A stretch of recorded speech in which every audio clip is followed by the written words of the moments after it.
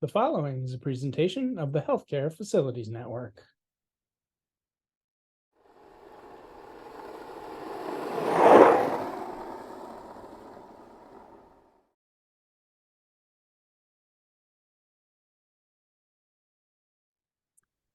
Let's move to the carbon neutrality, and you both are concerned about that. I'm going to share my screen here for a sec, if you don't mind.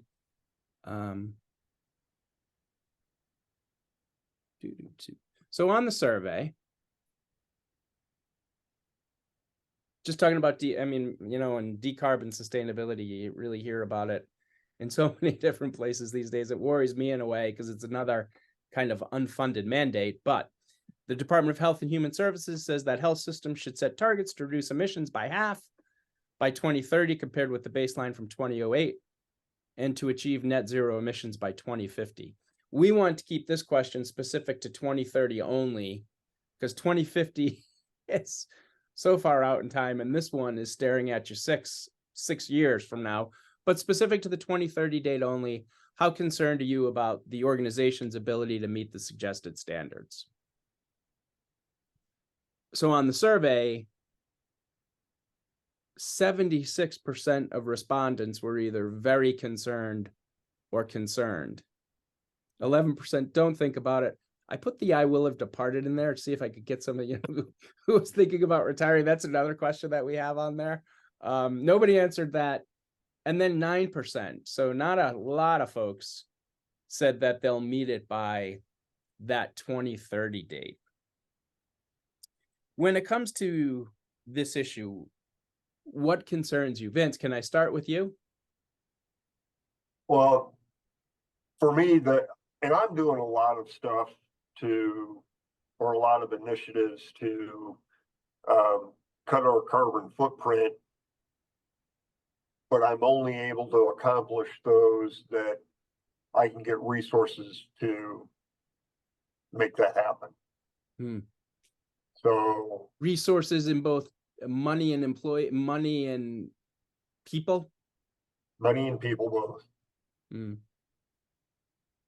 So if I'm not able to show an ROI that is less than 2 years old, I'll never get funded for it because I'm competing for capital dollars with an MRI that'll pay for itself in less than a year and other patient-centric areas. That's one of the things, and people have said to me, you're too negative, and I try not to be negative. I just try to be realistic. That like not everybody, but so many people are going to say, yep, that's great for the environment. We're going to try to hit that 2030. Yet so at the higher levels, and I'm not saying you're saying this, Vance, this is me saying it.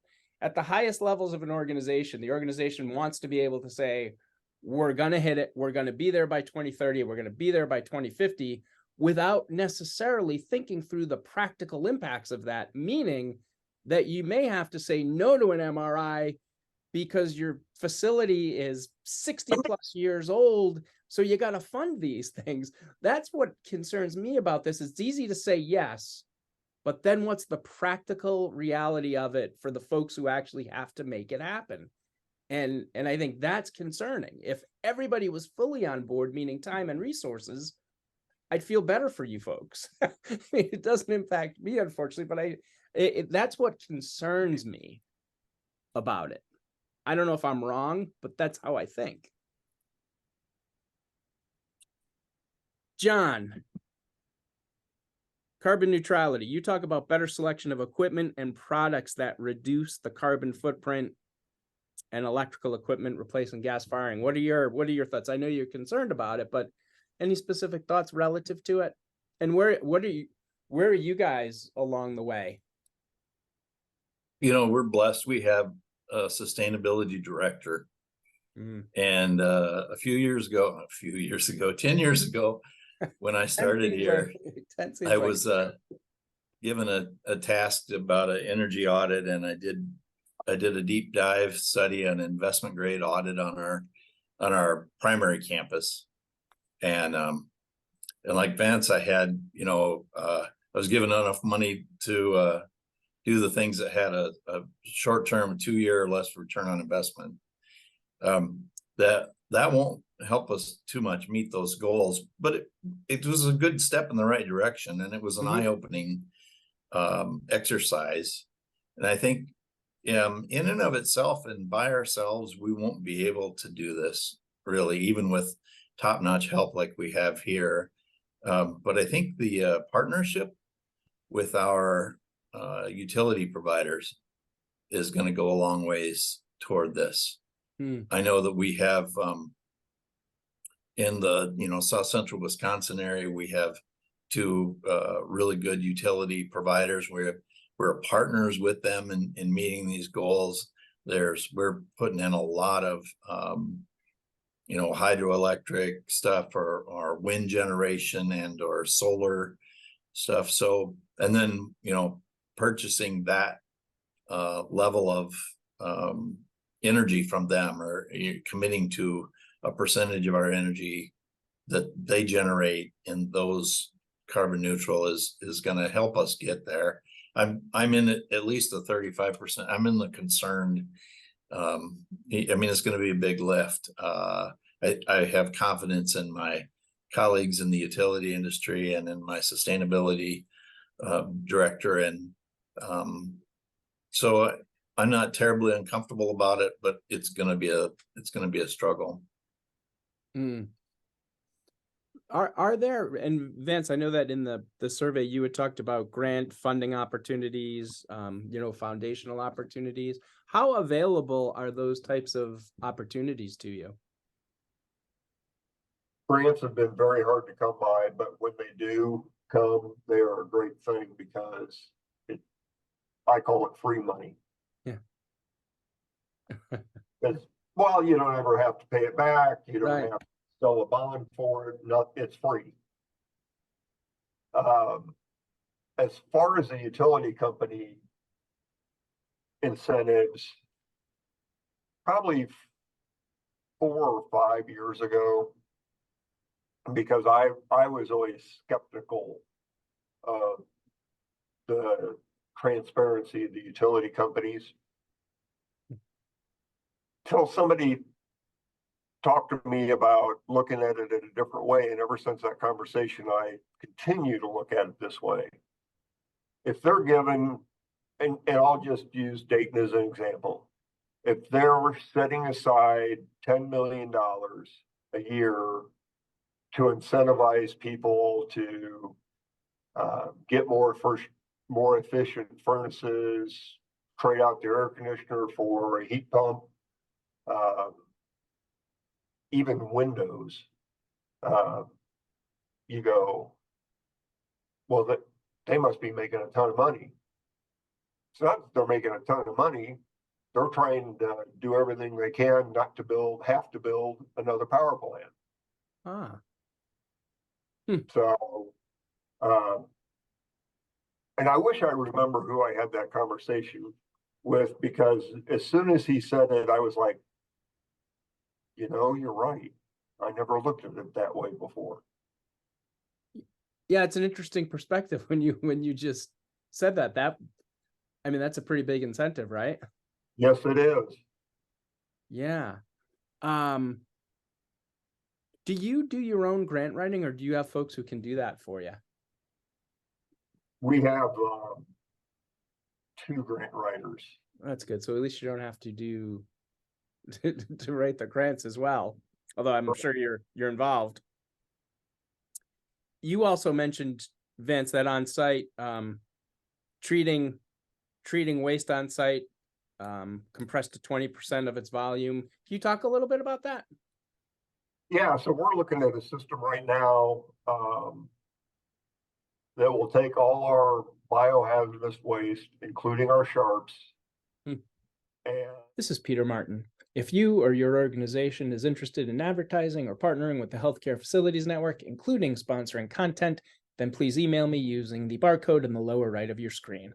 From the trades level to the vice president level, from planning, design, construction, project management, compliance, safety, and security, the Healthcare Facilities Network reaches FM people where FN people and are. treat it and sterilize it here on site. And for that, there is a 3-year payback. But compared to what we're spending now, it's still, when we've got it all paid back, it's huge savings in our pockets. So does that project get the go ahead?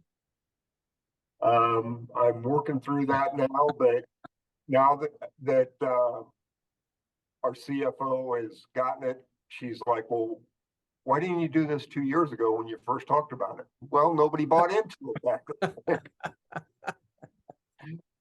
Damned if So you do, damned if you don't. exactly. But it's a pretty amazing system, because now you have to pay a special waste hauler license, and it can only be treated in a certain way, and it can only be disposed of in a certain way. Well, with this process, it'll go in a regular landfill. Wow. So it's a pretty slick operation. Yeah. Well, that sounds like it could be a show in and of itself, just talking about that. Yeah. When do you hope to get a decision? I hope to get a decision first quarter of next year. Okay. So I may be wearing the garbage man's hat as well as all my other ones. When I was a kid, I wanted to be a garbage man. That was my job, because I always thought out here they still ride on the back of the truck. Yeah. So I always thought I was in second grade and I bunked school one day. Didn't go to school. Garbage day was Tuesday, and I had plucked a little garbage can out of the woods. Somebody had thrown it away, so I took it home, filled it up with the trash, and I said to my mother, I was like, I don't want to go to school tomorrow. And she made me go to school. So I ended up walking home. Coming home, I got grounded. I didn't get to see the garbage man, and they threw my can out. So it didn't end well, but I still am. I've always been intrigued by the garbage men. I think it's a pretty cool job. But anyway, so if that's where you end up, Vance, no worries. You'll be on the back of the truck with fresh air. Hopefully. John, how big of a team do you guys have there working on decarbon sustainability at Madison? That's an interesting question. I would say, you mean for UW Health? Yeah, and I imagine it's a massive undertaking for a university, I would think. So I guess for your scope of what you're working on, how large? Well, I would say that almost the whole department is involved and engaged in it. The leadership with the university and our sustainability director, and then our leadership, we look for those opportunities to find funding and to measure and make a case for the benefit, the cost benefit analysis of it. So I would say there's half a dozen folks that are, really, that's their regular focus on that. And then, the grants that are out there, some of the big grants that will go to our utility companies, and then that we can be part of that success by utilizing them. And some of my new responsibilities include fleet. So all of the vehicles we drive around. So reducing some of those internal combustion engines and going with electrics or hybrids. My interactions with our utility company and other partners have kind of indicated they'll use their grant money they get to put the infrastructure in that allows us to get off of the gasoline, and thereby reduce to some extent. So we're exploring that, moving forward with that. In fact, I've had a couple of meetings, got another one lined up next week. All right, gentlemen, I know we're pushing up against the end of our hour. I have my guests are Vance Vinson down at the bottom, Director of Facilities, Miami Valley Hospital in Dayton, Ohio. John Puckett, UW Health, Madison, Wisconsin. Can I ask you one final question? why do you guys, what keeps you engaged and coming into work every day and just, and fighting the good fight to keep patients healthy? What keeps the draw for you? Vance, I'd start with you first, if you don't mind. For me, it's two things. It's supporting the clinical people, because they do some pretty fantastic things. And the second is, I love the challenge of fixing a problem. And I'm not talking about turning a wrench, fixing a problem. Yeah. Just, I don't want to call them systemic problems either, but why isn't a piece of equipment working the way it should be? And it's a challenge to find out why, and then what do we got to do to make it right? I've actually kind of wanted to me, you're almost describing like a CSI type thing, except you're not talking about a murder. I've got that on my list. I have stuff all over the office where I just write stuff down, but I would love to do a CSI type study on something like that, where because that's probably one of the reasons you got involved in it. You just love solving those issues, and that's what you do. And so if you ever want to do that, as I said, I would love to do a CSI type study on that. So I interrupted you. I'm sorry. Were you finished? I didn't want to cut you off. That's it. Well, that's a big it. John, how about you? It's a rapidly evolving. It's not the same thing over and over again. I enjoy the challenge. I've always been, one of those guys that likes the challenge. And as you go through a career, that your goals change. Maybe at some point it was a title, or it was the corner office, or it was a dollar figure or something. And at this stage of the game, I got another 5 or 10 years to go, maybe, and it's about legacy. It's like, how can I pass on all the hard lessons, the failures and the successes I've had, because you learn more from failures, but to the next generation, because I really see a need there for that experience, so that they don't make the same mistakes. And if I can help them in a career in an industry that is all about serving people, then that makes it important. And I can't think of anything more important that I could readily do at this point. Great answer. Both great answers. And I think that's, despite everything you talk about, that's what you don't get that type of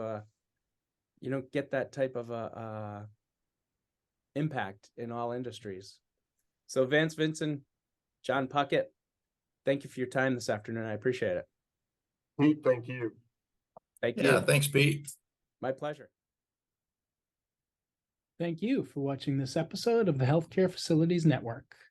Please give this episode a like, as it really does make a difference in helping to promote the discipline of healthcare facilities management.